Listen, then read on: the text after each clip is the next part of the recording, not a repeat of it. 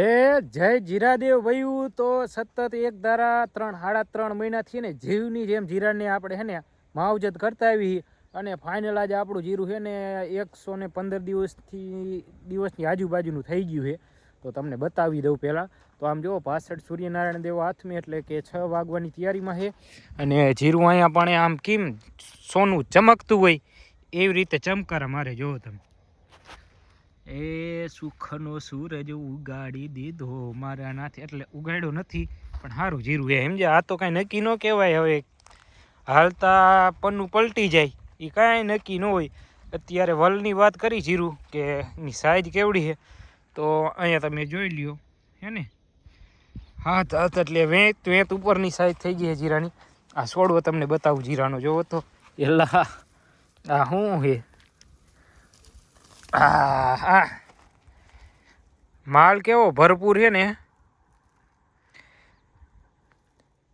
આ મોજ છે અત્યારે. તો બાકી દવા છાંટીને વાંકા વરી ગયા ત્યારે આવી સાઈઝ થઈ જીરાની.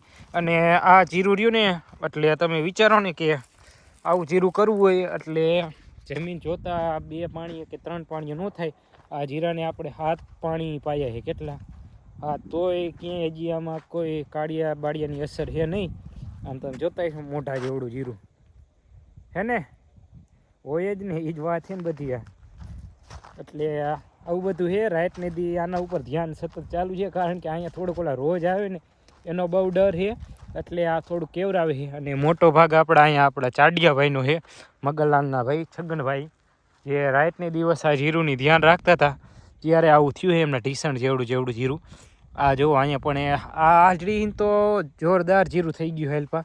અને 2 દિવસમાં આપણે આ જીરામાં થોડુંક છે ને મને કાળી ચરમી જેવું દેખાણું, કારણ કે આ વાતાવરણ યાર એટલું પલટી મારી જાય છે ને વાત જ ન પૂછો. અહીંયા આપણે અતિ ઘાટું જીરું હતું, તમને બતાવી દઉં. જો અહીંયા પણ આમાં દવાનો રાઉન્ડ મરાય કે શું ન કરાય એ મને હવે ઘેર ન પડતી. જો અહીંયા પણ જોવા રાવા પીડા છે. આ જો આવી રીતે કાળી ચરમીના રાવા પીડા. હવે આમાં દવાનો રાઉન્ડ મરાય કે શું કરાય એ કાંઈ મને સૂઝતું નહીં. તમે જરાક જણાવજો. એક જગ્યાએ અહીંયા પણ છે અને અહીંયા પણ દવા મારી જ દેવાનું થાય છે. આમાં M45 મારી દો વટી. શું કેવું તમારું? બાકી તો વાંધો નથી આવે એવો. આ 2 જગ્યાએ કાઢીને રાઉન્ડ પીએ માત્ર છે ને. આ હું કાલની પંદી આઈનકા હું જોવા આવ્યો તો ત્યારે કંઈ હતું નહીં, પણ આ 2 જ દિવસમાં શું પ્રોબ્લેમ પીડ્યો વાંધો ન ખબર ન પડતી આમાં. પણ નહીં વાંધો આવે, હેલું જાય છે. આ રામની રજા હોય તો જ થાય, નકર કાંઈ ન થાય નહીં. આવડા નસીબમાં એટલું, કારણ કે માણસને આનું અડધું નથી થતું અને આપણે તો સારું એવું જીરું થઈ ગયું છે એટલે નહીં વાંધો આવે. અને અહીંયા પણ જોવા અમુક આ છોડવત ખાલી આમ જોઈને જ આમ મજા રાખે સમજે કે આવો વલ હોઈ શકે જીરાનો. જો ઘૂઘરો કાંઈ ઘટે. આ જો ઘૂઘરો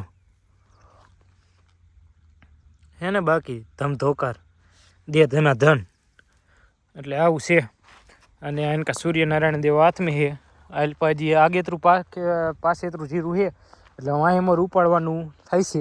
હવે આ કીશો આટલું જીરું પાકી ગયું આપણું અડધું અહીં આ હજડીથી આનકાનું. તમે કીશો ઉપાડી લ્યો ને તો કાલે આ જીરું ઉપાડવાનું છે ને આપણે શુભ મુહૂર્ત એટલે કે શુભ શરૂઆત કરવાની છે. ઝીકી નાખી બીજું શું હોય. વાંહેમાં ઉપાડવાનું ચાલુ કરી એટલે આગળ જીરાની ખબર પડતી જાય કે હવે ઉપાડતા આવે છે એટલે એ આ ઓટોમેટિક પાકતું જાય સમજ્યા તમે જીરું. એટલે આવું છે. બગાડ જ એટલો બધો છે નહીં જીરાનો. આ છેલ્લે માથે ઓઢીને નો રોર આવે થારું. પણ કાલથી આ જીરું જો અહીં ઉપાડ લેવાનું થાય છે. તમે જોવો એમ આપણે આ ચાડિયાવાળી આલરેડી રહીને અહીંથી હમણાં આ બધું જીરું ઉપાડવાનું થાય છે કાલથી. ભલે ઢગા થતા હોય ઉડે તો હા, નકર બાવળિયામાં ઘા એના જેવું કરવાનું થાય છે. બાકી પાક કેમ છે જીરાનો એ તમે દેખાડું તમને. આ આપણે દાણાની સાઈઝ કેવી છે એ તમે જુઓ. આવી રીતનું જીરું છે. જો આ બધું ટોટલી જીરું. કલ से व्लॉग आएगा जीરું ઉપાડતી હોગે ઓ સાબ. બધા વ્લોગ આવશે કાલથી જીરું ઉપાડવાનું ચાલુ કરીને એ. એટલે આ રીતનું જીરું થઈ ગયું છે. ધમધોકાર છે અત્યારે તો બાકી હવે હાથમાં ઓલું નથી કહેતા કે કોથરામાં આવે ને તો સાચું. એટલે ખાલી 5 દિવસની વાર હોય ને જીરું ઉપડવાની તોય બગડી જાય. જુગાર જેવું છે યાર, ક્યારે પન્નું પલટી જાય ને કાંઈ નક્કી ન થાય. ક્યારે આપણી જીતેલી બાજી હારી જાય એનું કાંઈ નક્કી હોય નહીં. તો હાલો કાલથી બોલાવી ફૂલ બાકા જીકી પુષ્પરાજ નહીં, જીરા રાજ ઝુકેંગા નહીં હવે તો, સમજ્યા તમે.